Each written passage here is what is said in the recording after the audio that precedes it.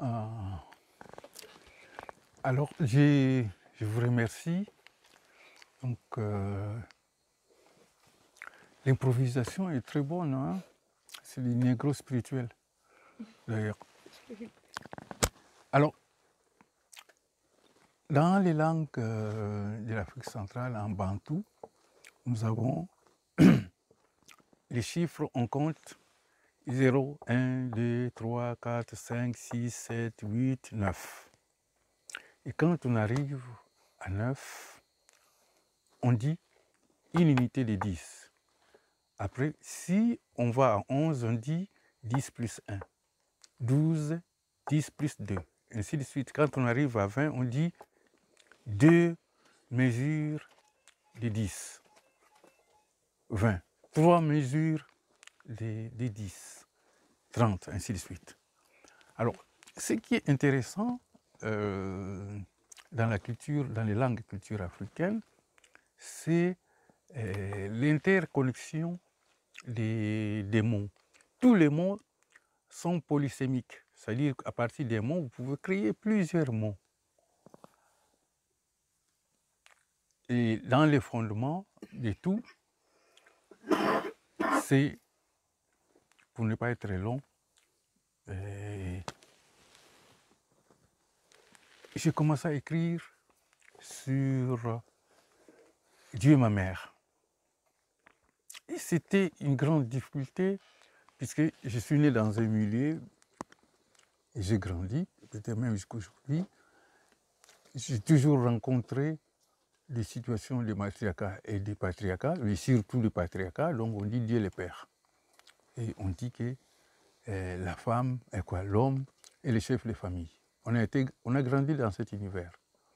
Essayer d'inverser les paradigmes. En fait, en écrivant Dieu ma mère, on est dans des situations pratiques. Hein? Il y a des impossibilités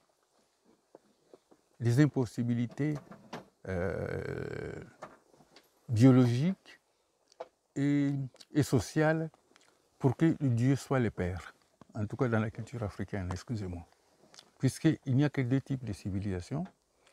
La civilisation qui est fondée sur les matriarcats, c'est-à-dire la mère, et la civilisation qui est fondée sur le patriarcat, donc le père. Et dans ces civilisations, il y a la question du pouvoir. Le père est militaire, chef militaire. Le père est chef d'entreprise. Le père est prêtre. Le père est... En tout cas, il dirige tout. Hein? C'est pour ça, vous êtes dans les pays, on vous dit la patrie. C'est pour vous amener au père. Hein? La patrie. La richesse, on dit patrimoine. C'est pour vous amener aussi au père. Vous voyez? Et nous, quand vous venez dans les civilisations africaines et que vous connaissez nos langues, ça vous amène toujours du côté de la mer. Et donc, quand on dit Nzinga, Zola, tout ça vous amène à la mer. Hein? Ces symboles de Ankh, pour nous, en Kikongo, c'est ça qui donne Nzinga, la reine Nzinga et tout ça. Ça veut dire à la fois la vie, mais aussi les entrailles, donc la descendance. La généalogie est liée au nom de la mère. Alors, maintenant, permettez-moi de commencer par Zola, parce qu'on en a parlé. Bon, alors, lorsque nous comptons Mosi, Zolé, Tatouya et tout ça, Zola, c'est le chiffre 2 en fait. Ça veut dire que 1 plus 1, pour avoir Zolé, pour avoir le, il faut 1 plus 1. Donc ça donne ce qu'on dit en langue européenne, couple. Mais nous, dans la cosmogonie bantou, il est dit que le monde a été créé à partir d'une seule cellule. Cette cellule qui s'appelait Maungu. Donc, nous avons appris à l'école, en sciences naturelles, qu'une cellule toute seule se divise. D'accord? La cellule se divise. Et puis, cette cellule qui s'est divisée donne 2 cellules, mais si ces 2 cellules s'accouplent, donne une nouvelle cellule. Donc chaque homme, chaque individu comme nous sommes partie d'une seule cellule. Et voilà tout ça. Donc l'amour vient de 1 plus 1. Ça donne Zolé. Donc 1 Zolé, moi aussi, 2 Zola, donc égale 2. D'accord? Autour de ces mots, vous avez plusieurs mots en Kikongo qui vous amènent à l'amour ou à la famille. Zolé, 2 et amour. Et Zolé, 2 donne Zola, amour. D'accord? Mais dans la maison, quand on dit Zala, qu'est-ce qui arrive? Vous avez déjà vu 2 oiseaux se rencontrer, la rencontre des oiseaux?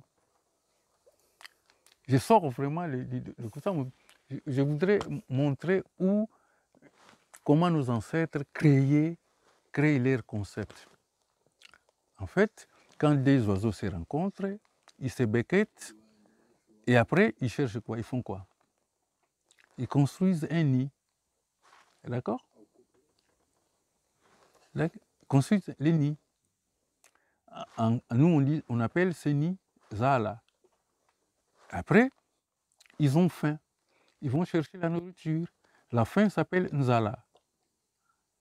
Après, si c'est les humains, on dit token des andous, les marchés. Et après, et donc, vous voyez, je peux faire toute une longue série comme ça de mots autour des Z. Donc, voilà, nous, on part maintenant à Dieu, Dieu ma mère. Parce qu'il y a une impossibilité qu'un homme tombe enceinte. Il y a une impossibilité qu'un homme donne le sein.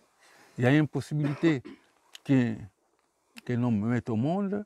Il y a une impossibilité. Et donc, il y a tout un tas de termes que vous allez trouver dans ces livres.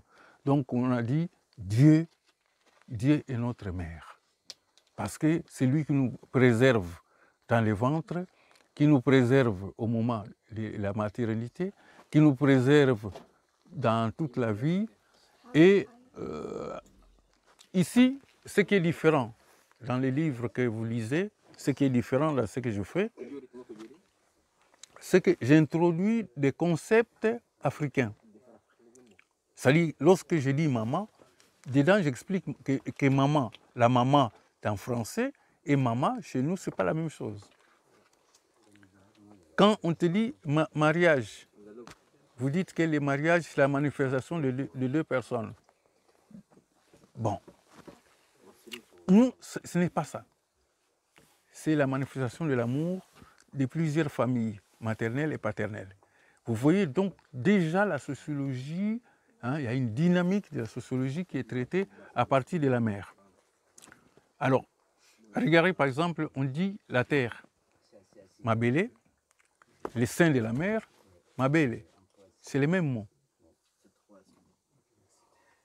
Donc, vous ne pouvez pas obtenir des choses aussi précises que ça. Donc, Dieu est celui qui a la capacité de nous entretenir dans le ventre, 9 mois dans le ventre, ou 10.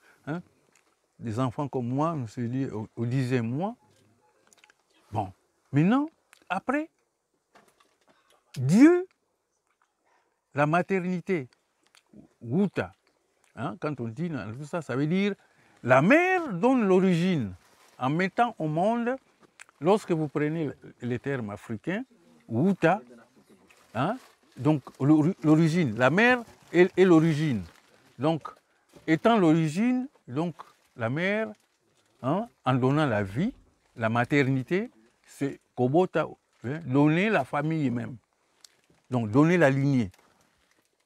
C'est ça qui donne que Dieu on dit Dieu ma mère. Bon, je ne vous fais pas un cours. J'ai pris la précaution de vous donner des termes qui vous permettent d'accéder à la lecture de cet ouvrage, parce que c'est très difficile de faire passer dans la culture patriarcale dans laquelle nous vivons aujourd'hui, de faire passer la notion de Dieu ma mère. J'ai eu beaucoup de personnes de différentes religions qui m'ont dit, mais comment faites-vous pour que Dieu, que nous connaissons comme un homme, devienne une femme? D'accord? Dedans, vous allez aussi voir que j'explique un peu l'apparition du sexe. Puisque le Dieu de chez nous sort nous sortons d'une cellule, d'une même cellule, hein, ce qui donne X et Y, il ne peut pas avoir un supérieur. La notion du supérieur et d'inférieur, nous ne pouvons pas l'avoir. Pourquoi? Parce que les X égale Y. D'accord? Donc, dans la vie sociale, on entre dans la complémentarité. Dans les matriarcats, c'est le fait de vivre dans une famille, hein, où les mâles et les femelles se complètent. Vous comprenez? Il n'y a pas de chef de famille, mais il y a un complémentaire. Donc faites attention lorsque les gens disent non, les femmes veulent prendre le pouvoir. Non, non, non, non, non. Dans cet ouvrage, la deuxième partie, j'ai dit que le féminisme est la remise en question du patriarcat. Donc vous allez voir que tout ce que les féministes font, c'est être contre les pères. Vous comprenez? Le pouvoir du père, pouvoir militaire, pouvoir économique, par exemple le pouvoir politique, pouvoir religieux, tous les pouvoirs que les hommes ont pris.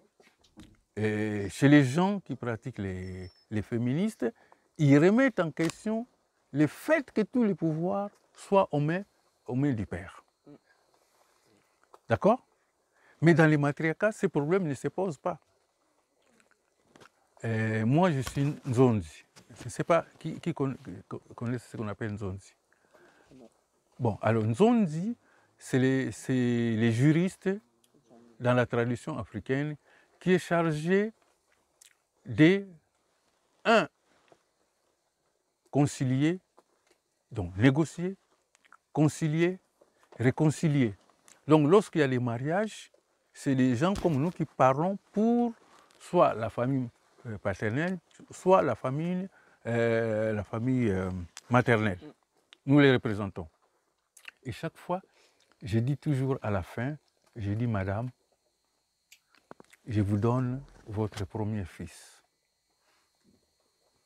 Monsieur, je vous donne votre première fille. Dedans, il y a la définition, par exemple, sur les mariages. Parce que quand on dit les mariages ici, c'est la manifestation de l'amour de deux personnes. Mais non, notre tradition dit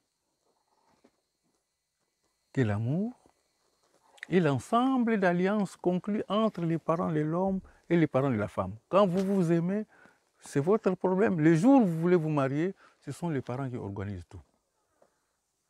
Vous voyez tout ça, ce sont tous ces éléments qui sont dans les matriarcats. Mais dans les matriarcats, c'est la famille où la mère, c'est le modèle économique, la mère. C'est sur les besoins de la mère qu'est fondé le matriarcat. C'est-à-dire, par exemple, la maman veut que ses enfants soient bien. Il faut que l'homme travaille pour que les enfants soient bien. La maman veut être aussi bien elle-même. Elle a des besoins. Ces besoins-là doivent être connus par la société. Donc quand toi tu as les pouvoirs, toi tu es un homme, tu as un pouvoir, tu dois faire de sorte que, si tu veux être en paix, que les femmes soient heureuses. Alors, sous le nom de Dieu aussi, nous quand on dit Nzambi, Nzambi ou Nzambé, ce mot-là contient deux termes, deux acceptions. La première action, Nza, c'est la nature. La deuxième accession bi, c'est l'harmonie. Vous voyez que notre appellation même de la divinité de Dieu nous amène au matriarcat. Bon, je termine par le dernier mot par rapport au matriarcat. Le matriarcat, dans nos langues, en lingala, on dit boboto. En kikongo, on dit... Personne ne connaît kikongo. Bon, donc vous entrerez dans les livres, vous allez voir. Bon, en tout cas, la bonté est liée à la femme. Quand on dit, donc, les termes utilisés en langue africaine pour dire matriarcat, tous nous ramènent vers la bonté. La mère est la bonté par excellence. Et donc, cette qualité, c'est une qualité divine. Ça ne peut pas être donné comme ça. Donc, dedans, je distingue aussi la mère et la femme. Donc, je vous laisse explorer les livres vous-même. Je vous dis qu'une femme n'est pas une mère.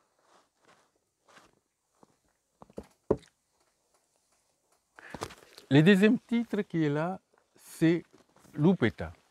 En fait, Lupeta vient de ça. Hein? Ça, dans nos langues d'Afrique centrale, on dit Liputa. Ça. En fait, que dit ce concept-là? Nos ancêtres, lorsque vous êtes mis en relation avec une femme, vous devez lui aller chez ses parents et donner l'épargne. Parce que cet habit sert à couvrir la nudité. Et la nudité égale honneur. En fait, quand vous avez donné la dot, vous avez honoré la femme et sa famille. Quand vous n'avez pas donné ça, chez nous, même si c'est le président de la République qui vous a marié, vous n'êtes pas marié. Vous comprenez? Même si c'est le président de la République qui vous a marié, vous n'êtes pas marié. Alors je profite pour, comme vous êtes la plupart des jeunes, pour vous dire, vous donner un peu l'histoire du mariage. Les mariages tels que nous le voyons, il y a eu en Europe 3 moments. Vers 1145 environ, commencent les mariages religieux. Bon. Parce que quand vous allez dans les villes ici, à la campagne, vous voyez qu'il y a une église, il y a le cimetière, il y a la mairie. D'accord? Les gens, c'est à la place publique que si vous demandez la main d'une femme, les gens ils venaient fêter sur la place publique. Et puis s'en allaient. Donc un prêtre était révolté, puisque l'église n'est pas remplie les jours où il y a les villages, il y a les mariages comme ça. Il dit, bon, moi, si la prochaine fois il y a un mariage et que vous n'entrez pas dans les temples, les jours de votre mort, je ne ferai pas la cérémonie. Donc, par contrainte, les gens entrent dans l'église. Maintenant, ils commencent à faire les mariages dans l'église.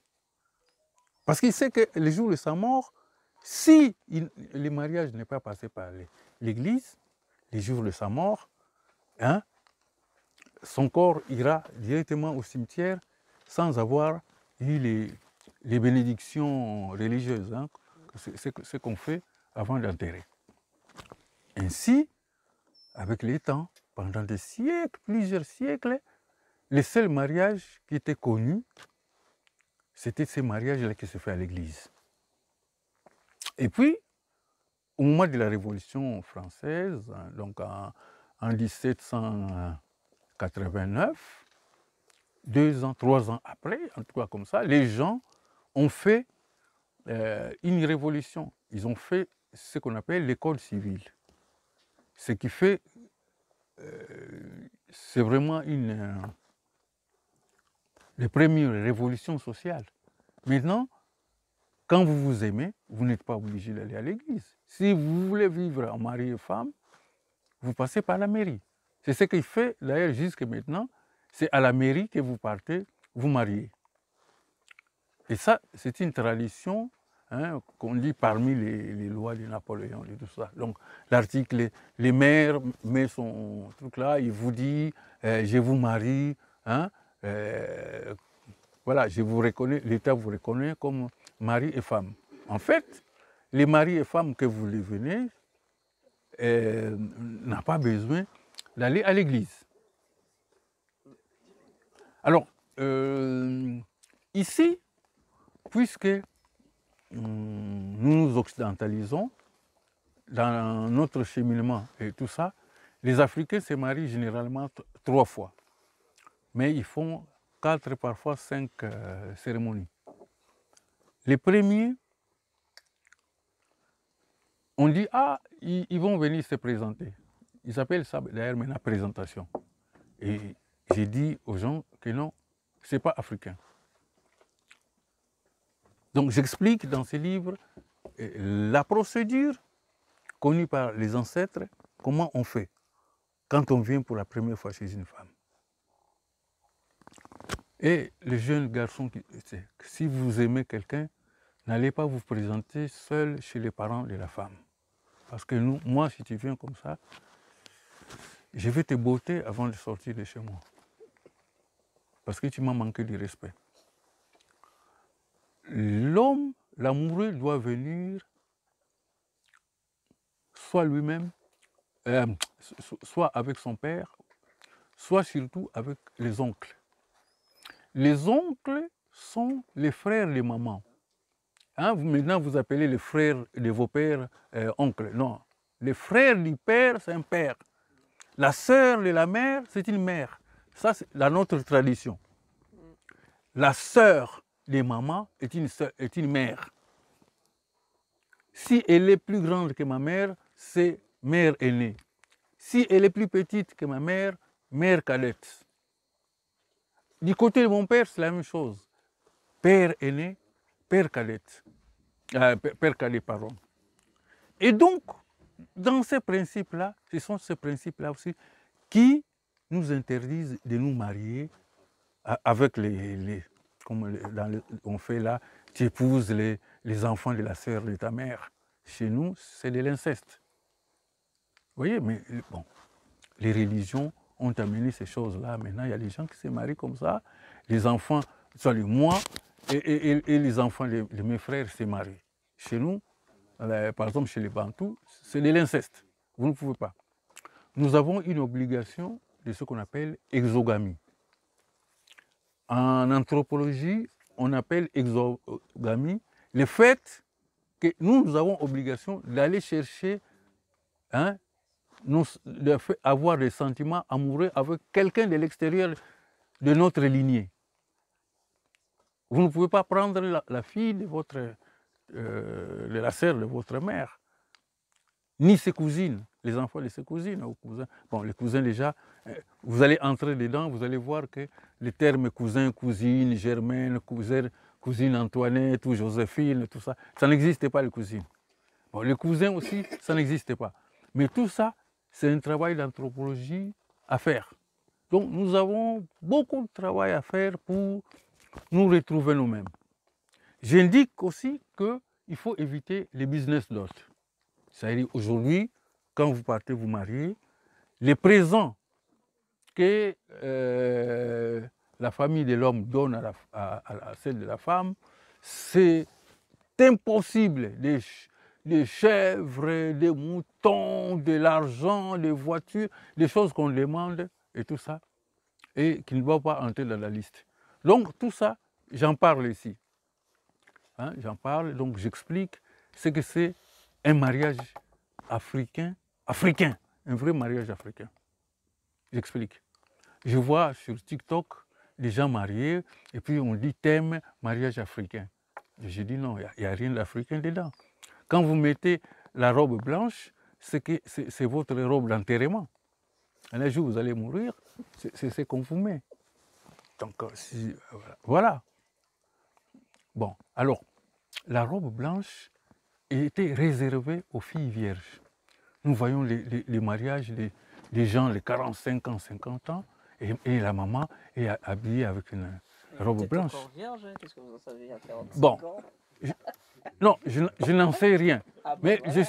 je n'en sais rien. Mais, On sait jamais, mais bien sûr, hein. si elle est, Vierge Marie, elle a, les elle a, vierges enfants. elle a 50 ans et puis elle a 3-4 enfants du premier mariage. Elle vient se marier en robe blanche, vous voyez. Bon, moi, ça ne me pose pas de problème. Je suis en train de vous répéter que les pays puissants au monde, ce sont les pays qui ont préservé ou qui continuent à préserver leurs traditions. Qu'est-ce que la tradition? La tradition, c'est l'ensemble des valeurs classiques d'un peuple. Si vous demandez, par exemple, aux Français aujourd'hui ce qui est devenu une tradition, de ne pas aller à la mairie, si vous n'êtes pas marié à la mairie, les Français disent vous n'êtes pas marié. D'accord? Ça, c'est une tradition. Mais ce système a été inventé par eux. C'est-à-dire que la tradition, c'est un système inventé par vos ancêtres et que vous continuez à respecter tel que leurs ancêtres ont laissé. Sinon, ce n'est plus de la tradition. J'ai aussi pris aussi un passage de travail universitaire que je fais, il y a plus d'une vingtaine d'années, je dis que la culture est l'ensemble des valeurs transmises des ascendants aux descendants sans le consentement des descendants. Si vous commencez à choisir, bon, ça m'arrange, ça m'arrange, non, vous n'êtes plus dans la culture. Donc voilà, un peu brossé comme ça. Bon, si vous avez les livres, vous les lisez et que vous avez des questions, il y a les numéros de téléphone dedans, vous pouvez m'appeler, nous prendrons le temps pour répondre à chacune de vos questions. Et c'est très très important que vous-même, vous puissiez lire d'abord. Moi, je ne peux pas vous expliquer les livres, ça devient un enseignement. Pour vous expliquer un tel livre, nous devons prendre une journée entière que j'explique concept par concept, un après l'autre, page par page et tout ça. On n'a pas le temps dans ces cadres ici. Mais sachez que si il vous arrive de vous acheter les livres, vous pouvez m'appeler. Et nous discutons. Et je reste parfois 3 heures, 4 heures du matin avec certaines personnes. D'ici comme d'ailleurs, qui appellent, qui voudraient savoir, voilà, tout ça. Donc, voilà, je fais juste un petit parcours et j'ai cité quelques notions, par exemple, cité des notions d'amour, comment nous on les fait, notions de la famille, comment on appelle la famille. Et il faut, par exemple, j'explique, il y a un livre qui vient de sortir, je regarde et parle non, les mariages est un sanctuaire. Aujourd'hui, on est en train de jouer avec ça. Bon, on mange, on boit ensemble, et puis un jour on est fâché, et puis on se décide de s'en aller. Oui, mais on ne s'est pas marié seul. Ce sont les familles qui s'étaient mariées. Nous, on est amoureux, nous deux. Mais lorsque nous partons, est-ce que nous avons l'accord de nos familles? C'est ça le problème. Bon, ça, c'est les problèmes des temps modernes. Voilà. J'ai 68 ans maintenant. En 68 ans, j'ai vu deux divorces. Les gens qui sont mariés selon la tradition, j'en ai vu 2 qui ont respecté. 2. Et 2, un des mariages, c'est ma propre tante, c'est la sœur, enfin, je parle de tante ici dans le sens des Européens. Donc c'est une sœur de mon père qui s'était fâchée, elle a fait ça. Et en parlant, parce que les pères, leurs pères, lui faisaient des reproches, il dit « Oh, mais moi je suis fatigué ». Mais il ne savait pas que le vieux est passé de l'autre côté, il a eu ça, les revers de la main. L'œil est tombé. La tante était très forte. Et les grands-pères la maudite. La maudite avait dit des choses. C'est comme ça. Ma tante, jusqu'à sa mort, quand ce geste elle devait être dans moins de 20 ans.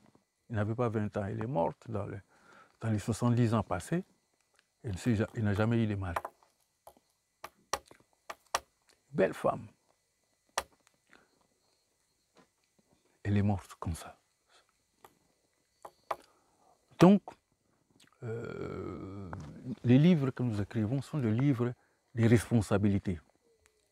Connais-toi toi-même pour connaître les dieux. Hein? Connais-toi toi-même pour connaître les dieux. Or, nous sommes dans une situation de l'ignorance de nous-mêmes. Chacun se lève le matin, il dit, oui, voilà, telle coutume, on le fait. Non, non, non.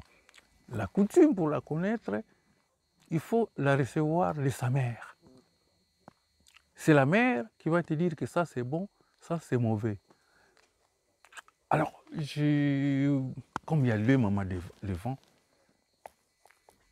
je voudrais dire que chaque homme est le premier fils, est un fils pour la femme.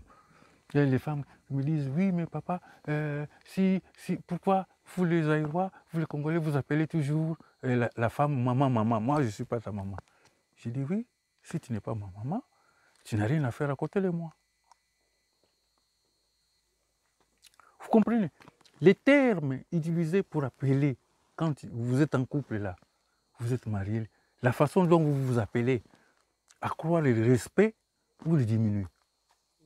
Donc quand j'appelle une personne, une maman, que j'appelle maman, il n'a pas droit de me quitter. Mais il a le devoir de me rendre heureux.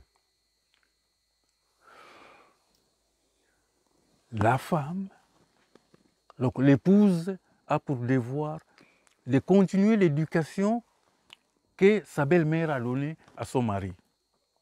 Vous comprenez la responsabilité?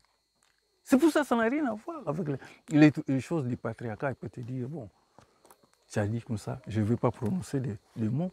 Tu dis comme ça, alors, mais petit là, bon, tu ne peux pas. Vous trouverez ici une anecdote. Il y a une dame qui a dit, tous les hommes sont des chiens. Donc, je fais une photo, j'ai envoyé, j'ai demandé à la femme, dans cette meute-là, hein, qui est votre père? Et il y a une meute de 5 chiens, qui est votre père? Il dit, non, non, mon père n'est pas un chien. Bon, mais ton frère, qui est ton frère là, dans cette meute? Puisque tu as dit que tous les hommes sont des chiens. Donc, vous voyez, les mots ont un grand sens. Si cela vous convient, vous pouvez revenir, nous travaillons beaucoup sur les concepts. C'est comme ça, il faut redevenir d'abord africaine ou africain pour pouvoir bénéficier du fait que nous soyons noirs et tout ça. Tu veux un mari noir, et il faut que toi tu sois noir. Parce que tu es incapable de l'être. Tu vois, il y a des gens qui sont aujourd'hui partiellement africains ou partiellement africaines. Ils sont pas allés. Et donc il faut être entièrement africain ou entièrement africaine. Voilà pourquoi on a besoin des concepts. Donc n'hésitez pas, je suis visible sur tous les réseaux sociaux. Hein. Il suffit de taper Dieu ma mère d'ailleurs, vous tapez comme ça Dieu ma mère, vous allez voir ce livre-là, ça vous ramène à Mawete Makisosila, et puis on peut échanger. Mais je vous dis que c'est extrêmement important que vous appreniez la culture africaine par des Africains qui la connaissent. Non, il ne suffit pas d'être docteur en sciences sociales ou tout ça. Non, ça c'est rien. Actuellement, nous sommes moins de 100 intellectuels capables de parler des problèmes dont je viens de parler dans sa langue maternelle.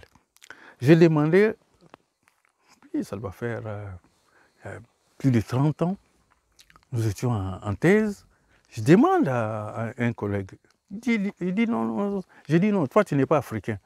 Laissez-moi parler de l'Afrique, mais toi tu n'es pas africain. Il dit comment tu sais? J'ai dit bon, cite-moi les parties de ton corps dans ta langue maternelle. Ah, il était coincé. Or, c'est un test qu'on fait ici, hein, un test psychologique qu'on fait. À 6 ans, un enfant doit, dans sa langue maternelle, doit savoir citer les parties de son corps. Et un docteur ne sait pas citer les parties de son corps dans sa langue maternelle. Et je dis, voilà, c'est une perte pour l'Afrique. Bon, je m'arrête là parce que... Non, mais quand vous dites tout dessus, je sais pas s'il faut. Hein? Quand vous dites vous êtes moins de 100 intellectuels à pouvoir Parler de l'Afrique, mais de l'Afrique dans la langue maternelle. non, moins de 100, à quelle échelle? Bon, c'est-à-dire que si je suis je suis au Maghreb, j'ai grandi au Maghreb. D'accord. Non, je prends un exemple.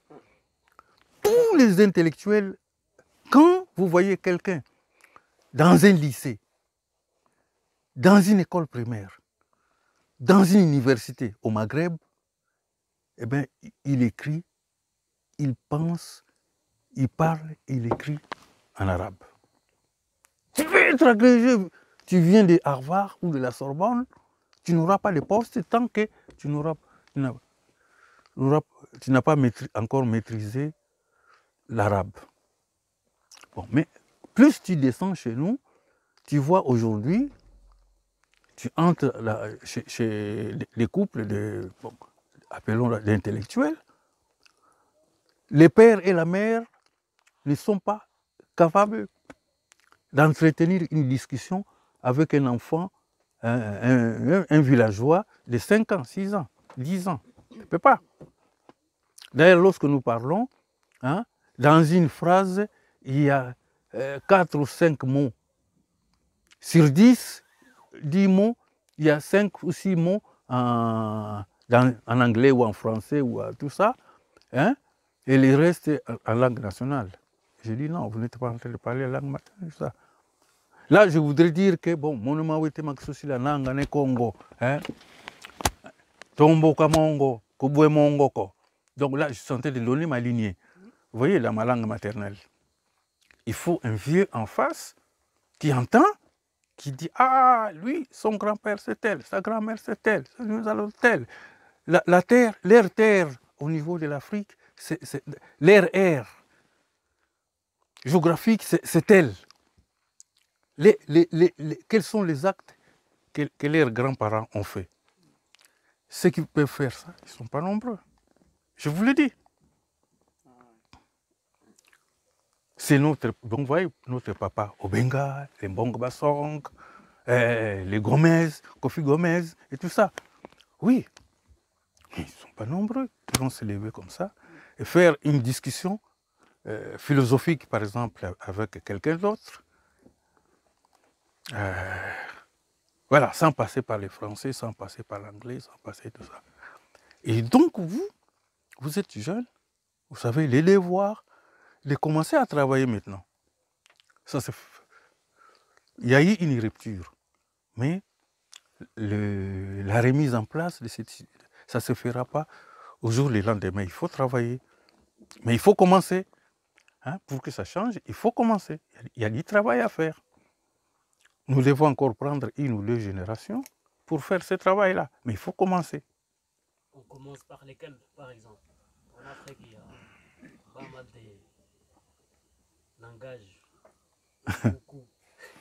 Bon, alors, moi, si vous lisez, j'écris toujours langue maternelle africaine. C'est-à-dire que la langue de votre mère, que votre mère vous a enseignée. Bon, on dit qu'en Afrique, il y en a beaucoup. Est-ce que vous savez, il y a combien de langues dans l'Union européenne?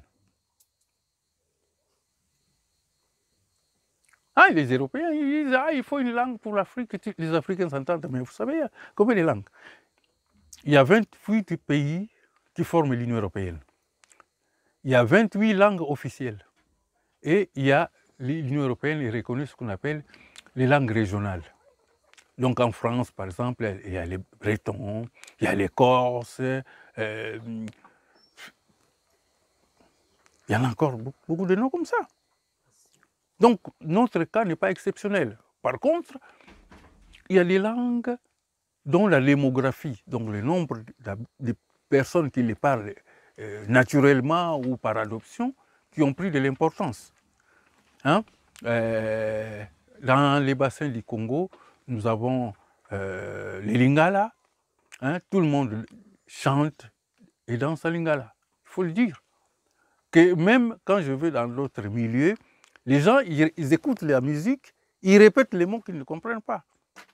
Mais donc, si nous voulons faire ça, vous pouvez le faire. Hein?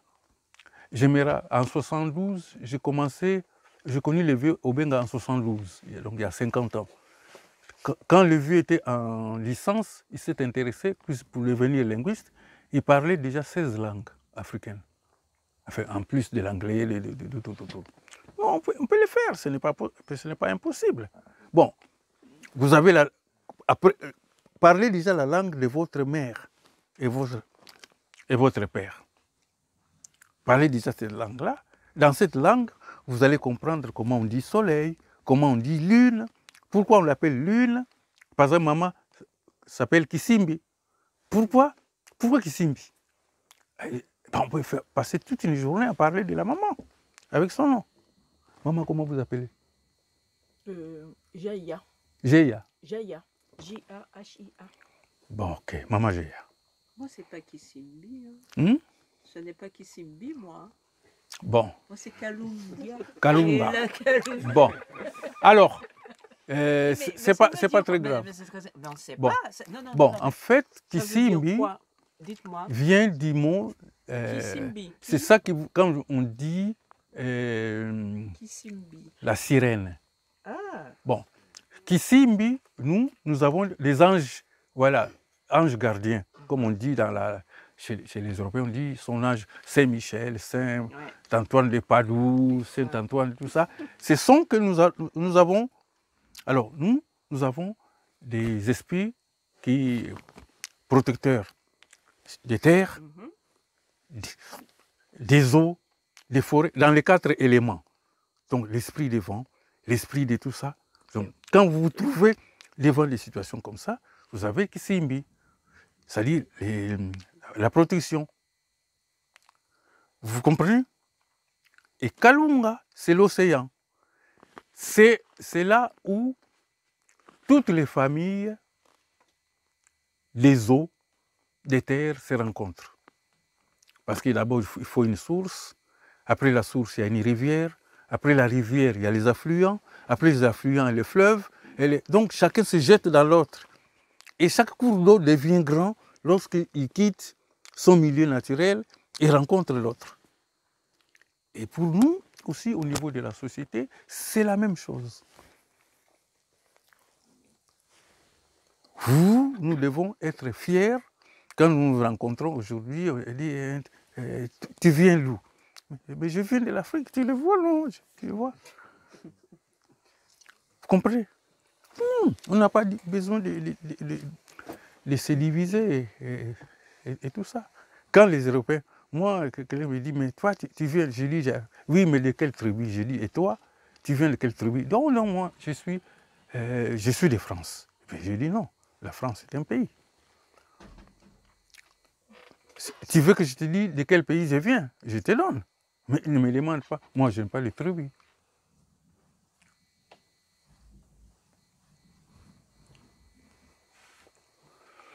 Voilà. Je pense que j'ai pris assez de temps. Ah oui, maman. J'avais une question. Oui? Kisimbi, c'est pas les jumeaux en Europe? Non. Non. Alors, vous confondez Simba et Nzuzi. Simba, c'est les jumeaux, les premiers-nés des jumeaux.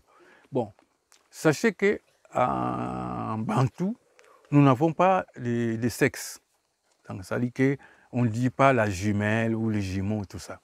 Hein? Mais Simba, c'est la première personne qui est sortie. Et Nzuzi, c'est la deuxième personne qui est sortie. Hein? Et Nzinga, c'est la troisième? Non. Ah oui, on peut donner, oui. Si dans ces cas-là, oui. Vous pouvez prendre toute une série de noms comme ça. En fait, Nzinga, c'est Ankh. Zinga, c'est vivre. Luzingu, c'est l'existence. Nzinga, c'est aussi les entrailles. Donc, quand vous réclamez de la même lignée, vous dites ah, est-ce qu'un Nzinga? Hein? Nzinga, non. Vous voyez, nous venons des mêmes entrailles. Nous réclamons des mêmes ventres. Hein? Et donc, le terme ventre chez nous, ce n'est pas un terme anatomique. Quand on dit ventre, on pense aux enfants qui sont sortis de la même mère. Alors, par exemple, hein, bon, je veux faire une digression. Ici en Europe, tu peux insulter quelqu'un bâtard, très facilement. Ne fais pas ça chez nous. Parce que ma soeur, mes enfants légitimes, ce sont les enfants de ma soeur. Même ma soeur, même si ma soeur est une prostituée, je sais que ma soeur a été enceinte et elle l'a mis au monde. Je suis fier de cet enfant-là. Vous comprenez? Donc c'est toute une autre tradition lorsque vous entrez dans les matriarcats. Parce que dans les matriarcats, l'enfant est né avec 3 autorités parentales. Sa mère, son père et son ou ses oncles. Les oncles ont les mêmes pouvoirs que les pères et la mère sur l'enfant. Ça fait que nous, on a grandi disciplinés. Si ton père te menace de t'accuser chez ton oncle, tu es foutu. Tu te mets à genoux, tu pleures. Pleurniche. Papa, pardon. Tu ne vas pas revenir parce que l'oncle, donc le frère de la mère, va se fâcher contre toi. Vous voyez? Bon, il y a beaucoup de choses à dire. Et je pense que j'ai soulevé beaucoup de questions sans donner les réponses. Si vous avez des questions, sinon j'ai terminé. Ceux qui veulent, ça, ils peuvent entrer dans les livres.